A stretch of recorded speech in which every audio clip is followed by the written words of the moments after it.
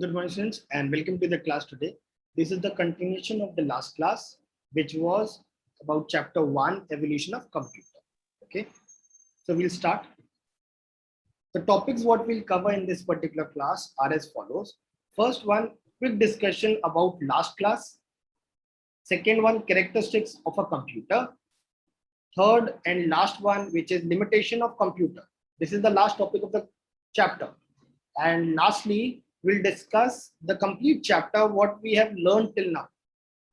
Okay, understood everyone? Yes. So we'll start with the discussion about last class.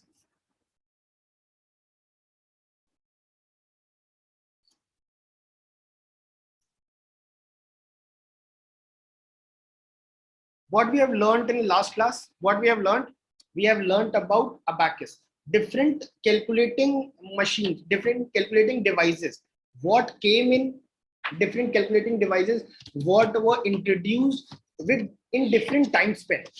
In different time span, different calculating devices were introduced. Okay, understood everyone? Yes, in different time span, different machines, different devices were introduced, out of which abacus was the first one. Abacus was the first one which was introduced. Okay, so abacus, when we are talking about, abacus was invented in China more than 5,000 years ago. Okay, it can perform simple calculations, additions and subtraction. On the screen you all can see the image. On the screen you all can see the image of abacus. Okay, Japanese abacus, Russian abacus, Chinese abacus. Okay, now next one is Napier bones. Now when we are talking about Napier bones, you all can see the image of Napier bones on your screen, what we have learned in last class. Napier bone was a calculating device. It was invented by Sir John Napier in 1616. It is made up of set of rectangular rods for doing addition, subtraction, multiplication and division. Okay. Now next one is Pascaline. This calculator was invented by French mathematician Blaise Pascal. He used a rectangular box with 8 movable wheels for making the calculations. Okay. Now next one, what we learned was Jacquard's card, developed by Joseph Maria Jacquard, an automatic weighing system in 1801. Okay. Now, when we are talking about the next topic, which we have learned earlier, was difference engine. What we have learned in last class, Charles Babbage was an English mathematician who calculate mathematical tables. He invented difference engine in 19th century, but this engine is not that much accurate for calculations. Now next one is analytical engine. Now when we are talking about analytical engine, it was also developed by Charles Babbage. Okay, and it was driven by steam power. Okay. Now next one, what we have learned was census machine.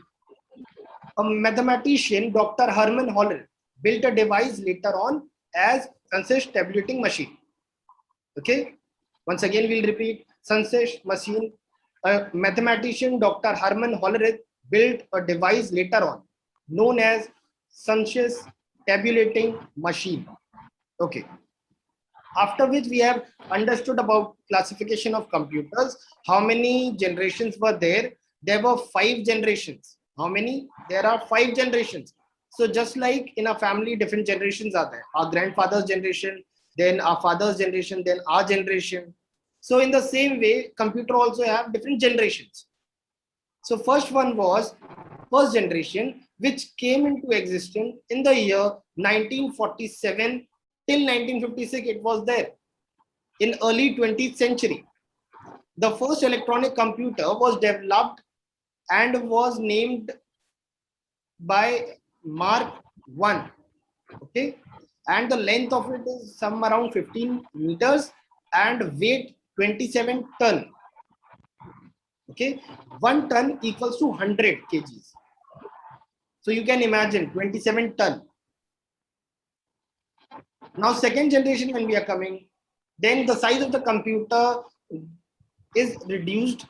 Then this particular generation was there from 1956 till 1964. Okay, second generation computer contained all the essential parts of a modern computer. They were small in size than the first generation computer. Now when we are talking about third generation computer, this particular generation was there from 1964 till 1971. New devices like scanners, magnetic ink, character reader came into use during this period. Okay, memory had large capacity to store data and information. Operating system was also used in this particular generation. Actually, operating system came into existence in this particular generation. Now, the next one, what we have discussed earlier, was fourth generation computer from 1971 till 1982. Okay, now the size used to be too small, as well as the storage system was also increased. Actually, it is normally the storage system was less. Now the storage system is very the improved storage device, actually the big storage device. Okay,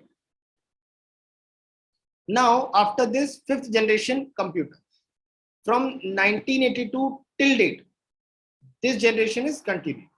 Now when we are talking about the fifth generation, the computer of this period have an extreme large storage capacity. There are able to make accurate decisions. In true sense, this generation is an age of supercomputer, just like the computer what we are having at our place. Okay,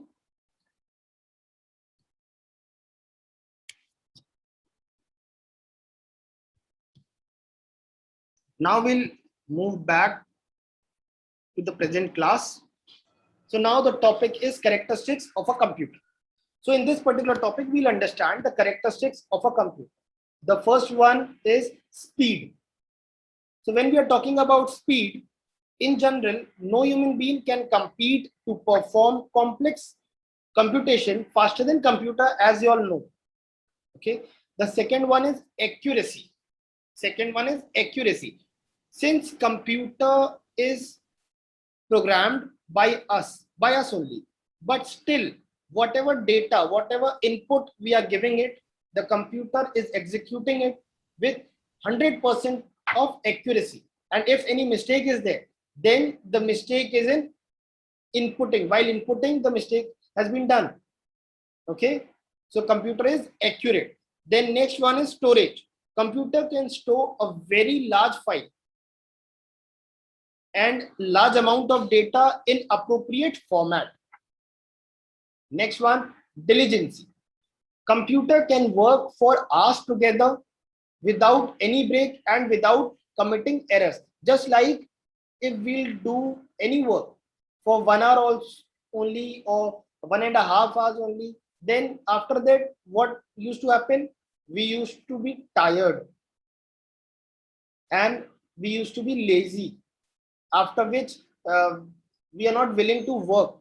But what happens? But actually what happens in computer never used to get tired. Computer will work for n number of time, but the speed of the computer will be same. Then next one is versatility. When we are talking about versatility, that means a computer can perform completely different type of works at the same time. That means when you are working in your system, when you are using internet, that time you can listen music also, you can write text also, you can update the software also, anything. N number of activities can be run together in computer. Now when we are talking about power of remembering, next one, which is power of remembering in your book. So power of remembering means it can remember and retrieve data for us. If anything is saved there, in your computer, then that time after some time you can retrieve it. Okay. Now we'll move to another topic, which is limitation of computer. Now we are talking about limitations of computer. In this, I don't think so much explanation is required. As you all know, you all can see, first one is computer cannot think. As you all know, whatever you all will give, out of that only computer can give the output. By itself, computer cannot think. Second one, computers cannot decide. Correct. Computer cannot decide. That means computer cannot make any decisions regarding anything. If the data is available, then only the computer will tell you. Otherwise, if you'll ask computer anything regarding, if you have, suppose you'll ask the computer, like we'll take an example. Suppose you want to color your house. If you want to paint your house, then your father will ask you which color will put, by which color will paint the house. Your father will give options: red, green, blue, white, and you will make the decisions. But in the same way, if we'll ask the same question to computer, computer cannot decide. Okay, computer will not tell you that paint your house with red or green or blue. Okay.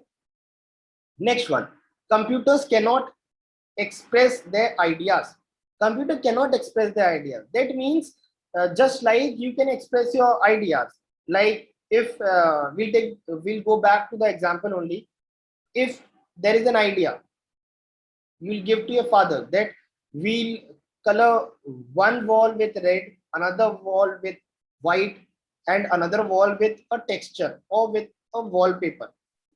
So you can express your ideas, but in the same way, computer cannot express the idea. Computer cannot tell you that you paint this particular wall with this color and another wall with another color. Okay. Fourth one, which is computer cannot implement. Computer cannot implement, though computer are helpful in storage of data and can even contain the contents of encyclopedias. Okay, yet only humans can decide and implement the policies. Computer cannot implement anything by its own self. Okay, the data, whatever it is there in Wikipedia, in encyclopedia, so whatever the data is, computer cannot implement anything. Okay, then last one is no feelings. No feelings. No feelings means that just like you all can express your feelings, that you are happy, that you are sad, that you are angry, computer cannot. Okay, towards your right you can see, towards your right you can see one image. On that it is written, depends on users input. Computer depends completely on user input. Whatever you will input, that only computer will give the output. Okay. Second one, computer have no imagination, cannot detect errors in logic. Only experts user can work on it, cannot take its own decisions. Okay, this was the last topic. With this, we have finished with the chapter. Thank you.